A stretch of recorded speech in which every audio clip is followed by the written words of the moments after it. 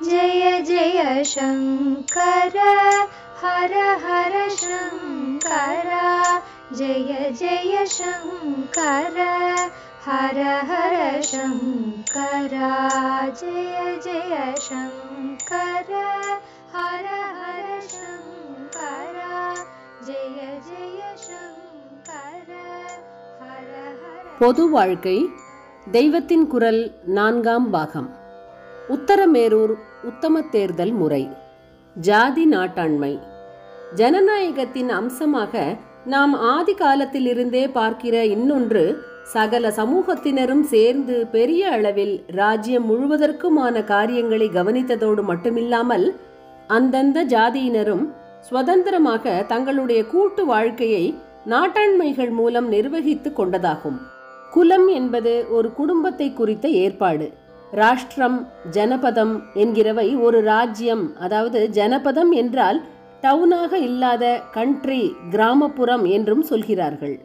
இந்த இரண்டுக்கும் நடுவே ஸ்ரேணி என்று ஒன்று, அது ஒவ்வொரு தொழில்காரர்கள் ஒன்றாக சேர்ந்த அமைப்பு சேனியர் என்று இப்போது நெசவு தொழிலில் உள்ளவர்களை சொல்வது ஸ்ரேணியர் என்பதிலிருந்து வந்ததுதான்.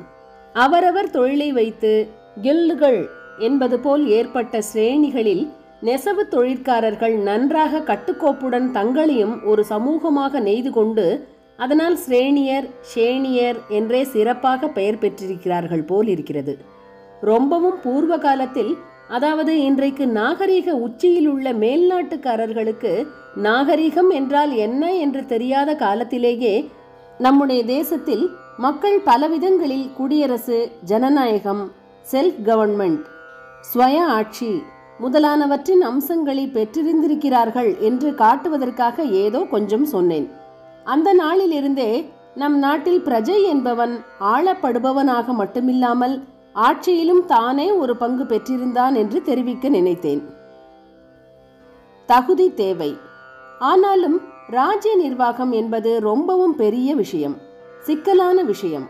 ஒரு ராஜ்யத்தை கட்டி ஆளுவது, ஒரு பெரிய ஜன சமூகத்துக்கு காப்பு தருவது, அவர்களுக்காக சட்டம் பண்ணுவது, அந்த சட்டங்களை அவர்கள் பின்பற்றும்படியாக பண்ணுவது என்பதற்கெல்லாம் நிறைய படிப்பறிவு, பகுத்தறிவு, காரிய சாமர்த்தியம், உலக அனுபவம் ஆகியவை இருந்தால்தான் முடியும். வீட்டை ஒழுங்காக நடத்துவதென்பதே கஷ்டமாய் இருக்கிறது. ஒரு ராஜ்யத்தை நடத்துவதென்றால் சும்மாவா? ஆனதால் வீட்டை நடத்தவே சாமர்த்தியம் போதாதவர்களாகத்தான் ஜனங்களில் ரொம்ப பேர் இருக்கும்போது நாட்டு நிர்வாகத்திலும் அவர்களுக்கு நேராக பொறுப்பு தந்தால்தான் என்ன ஆகும்? அதனால் எல்லோரும் நேராக ராஜ்யபாரம் பண்ணுவது என்று இருக்க முடியாது. அதற்கான தகுதிகள் படைத்த சிலரை கொண்டுதான் ஆட்சி நடக்க வேண்டும். தேச தலைமைக்கு அரசன். ஆட்சி நடத்துபவர்களிடம் ஒரு கட்டுப்பாடு இருக்க வேண்டும். எனவே கட்டுப்படுத்த ஒரு தலைவன் வேண்டும். ஆளப்படுகிறவர்களுக்கும் தங்களுடைய நாடு என்பது மண்ணும் மலையும் நதியுமாக முடிந்து போகாமல் அதனிடம் அன்பு, பக்தி, விசுவாசம் எல்லாம் உண்டாக்குவதாக அதன் ரூபகமான, அதாவது உருவகமான ஒரு உயிருள்ள பிடிப்பு வேண்டும். இந்த இரண்டு உத்தேசங்களுக்காகவும் ஆட்சியின் தலைவராக, தேசத்தின் தலைவராக ஒருத்தர் இருக்க வேண்டியதாகிறது. ராஜா என்று ஒருத்தனை அப்படி வைத்துக் கொண்டார்கள்.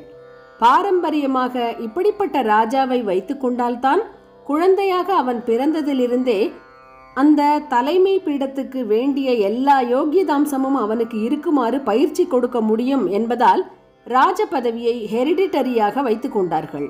கற்றுக் கொடுத்து பயிற்சி பண்ணுவது மட்டுமில்லாமல் தன்னுடைய பேக்ரவுண்ட், வாழ்க்கை பின்னணி, சூழ்நிலை, இரத்தத்தோடு வந்த குணம் முதலியவற்றிலிருந்தே ராஜாவுக்கு இருக்க வேண்டிய அநேக அம்சங்களையும் தோரணைகளையும் ஒருவன் பெறுவதும் பாரம்பரிய முறையில்தான் சாத்தியமாகிறது.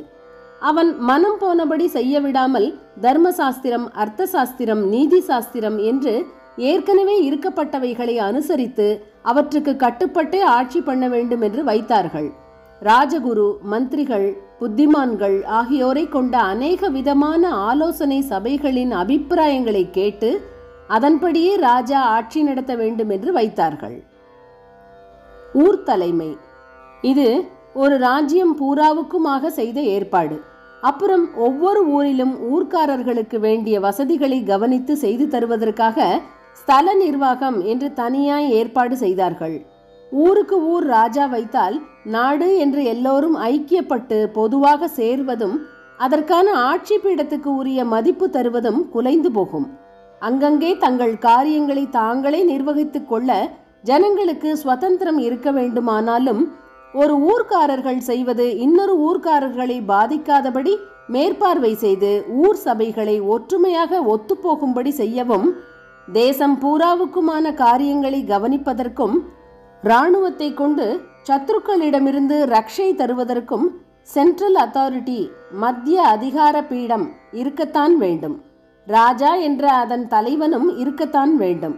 இதற்கு குந்தகம் பண்ணுவதற்கு இடம் கொடுப்பதாக ஊருக்கு ஊர் ராஜா வைத்து கொள்ளக்கூடாது. ராஜாவை காட்டியே தேசாபிமானம் உண்டாக்க வேண்டியிருப்பது போல ஊர் விஷயத்தில் இல்லை. ஏனென்றால் நாட்டை விட ஊர் என்பது ஜனங்களுக்கு நெருக்கமாக இருப்பது. தங்கள் நாடு என்று இருப்பதை விட தங்கள் ஊர் என்பதில் அதிக அபிமானம் இயற்கையாகவே இருக்கும். முதலில் தான், அப்புறம் தன் குடும்பம், அதற்கப்புறம் தன் ஊர், பிற்பாடுதான் தன் நாடு என்று இருக்கிறது. தன் உலகம் என்றே மனஸ் விஸ்தாரமாக வேண்டுமென்று பெரியவர்கள் சொல்கிறார்கள். அது இருக்கட்டும், நடைமுறையில் ஊருக்கு அப்புறம்தான் நாடு என்று இருக்கிறது. அதுதான் மனுஷிய இயற்கை.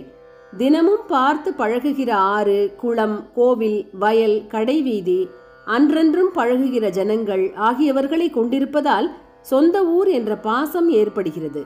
பார்க்காத இடங்கள், பார்க்காத மனுஷியர்கள் உள்ள விஸ்தாரமான பரப்பு, அதாவது தேசம் என்றால் அதனிடம் இத்தனை பிடிப்பு ஏற்பட முடிவதில்லை. எதற்கு சொல்கிறேன் என்றால், தேசம் என்ற ஒன்றிடம் புதுசாக பிடிமானத்தை ஏற்படுத்தி தருவதற்கு அதற்கு சிம்பலாக உயிருள்ள ஒருத்தனை ராஜா என்று வைக்க வேண்டியிருப்பது போல, இயற்கையாகவே ஜனங்களுக்கு பிடிமானமுள்ள ஊரில், அதாவது ஸ்தல ஆட்சியில் ஒருத்தனை வைக்க வேண்டிய அவசியம் இருக்கவில்லை. ராஜாக்கள் என்று பல பேரை அந்தந்த ஊர் ஜனங்களின் விசேஷ மரியாதை விசுவாசங்களை பெறும்படி வைத்துவிட்டாலே தேசம் பூராவுக்கும் இருப்பவனின் அதிகார ஸ்தானத்தையும் இமேஜையும் அது வீக்காக்கிவிடும், பலகீனப்படுத்திவிடும். ஆனாலும் எந்த நிர்வாகமானாலும் அதிலே ஒரு தலைவன் இருக்க வேண்டும். இப்படி ஊர் சபைக்கும் இருக்கத்தான் வேண்டும். ஆனாலும் இவனுக்கு விசேஷமாக ஒரு இமேஜ் இருக்க வேண்டியதில்லை. மத்திய பீட ராஜாவுக்கு உள்ளது போன்ற பெரிய பொறுப்புகளும் இவனுக்கு இல்லை. ஊர் தலைமை என்பது ராஜ்யாதிகாரத்தை போல பிறந்ததிலிருந்து பழக்கினால்தான் உரிய யோகியதாம்சங்களை பெற முடியும் என்கிற அளவுக்கு நுட்பமான பொறுப்பு வாய்ந்த ஒன்றில்லை. தேசத்தின் ராஜாவுக்கு அடங்கி அவன் அதிகாரத்துக்கும் மேற்பார்வைக்கும் கட்டுப்பட்டு ஊர் தலைவன் உள்ளூர் சமாச்சாரங்களை மட்டும் கவனிக்க வேண்டியவன்தான். ஆகையால் இதற்கு பாரம்பரிய ரைட் அவசியமில்லை. பார்க்க போனால் இப்படி சின்ன அளவில் அதிகாரம் இருக்கும்போது அதை பாரம்பரியமாக்குவதேதான் யோகியதாம்சம் இல்லாதவர்களிடம் பொறுப்பு போவதற்கு வழி பண்ணிவிடும். தனக்கு பெரிய பொறுப்பு இருக்கிறது, ஒரு பெரிய நிலப்பரப்பையும் பெரிய ஜனசமூகத்தையும் தான் ஆண்டு நிர்வாகம் செய்து மதிப்புக்கு பாத்திரமாக வேண்டும், சத்துருக்கள் வந்தால் சமாளிக்க வேண்டும் என்கிற போது ஒரு ராஜகுமாரன் ரொம்பவும் கவனத்தோடு கவலையோடு யோகியதை சம்பாதித்து கொள்ள பாடுபடுவான். எல்லாம் நம் மனுஷர்கள்தான், நமக்கு தெரிந்த சேஷன் சுப்பன்தான் என்று இருக்கும்போது பொறுப்பும் குறைவாக இருந்து இது எப்படியும் ஹெரிடிட்டரி, வேற யாரும் போட்டிக்கு வர முடியாது என்றும் இருந்துவிட்டால் ஒருத்தன் யோகியதை சம்பாதித்து கொள்ள பாடுபட வேண்டியதில்லைதானே. இம்மாதிரியான பல காரணங்களினால் ஊர் நிர்வாகத்தை பாரம்பரியமாக வைக்காமல் விட்டார்கள். நாடானால் ராஜா என்கிறவன் ஆலோசனை சபைகளின் துணையுடன் நிர்வாகம் செய்ய வேண்டும். ஊரானால் ஒரு நிர்வாக சபை தனக்கு தலைவனாக ஒருத்தனை வைத்து கொண்டு காரியங்களை செய்ய வேண்டும் என்று வைத்தார்கள். இரண்டுக்கும் இருக்கிற வித்தியாசத்தை கவனிக்க வேண்டும். நாட்டில் ராஜா என்கிறவன்தான் முடிவான நிர்வாக அதிகாரம் உள்ளவன். அவனுக்கு சபைகள் ஆலோசனை சொல்கின்றன. ஆலோசனைதான், முடிவு அவன்தான் எடுப்பான். ஊரிலே இப்படி இல்லை. சபையேதான் ஆலோசனை சொல்வதோடு நிற்காமல் நேராக நிர்வகிப்பது, முடிவெடுப்பது. தலைவன் என்று ஒருத்தன் இல்லாமல் பல பேர் உதிரியாக இருப்பது சரியாய் வராது. பல பேரை ஒரு கட்டுக்கோப்பில் வைப்பதற்காக தலைவன் இருக்கத்தான் வேண்டும் என்பதற்காக சபை ஒரு தலைவனை வைத்துக் கொள்கிறது. ஜெய ஜெய சங்கர, ஹரஹர சங்கர. மகா பெரியவா சரணம்.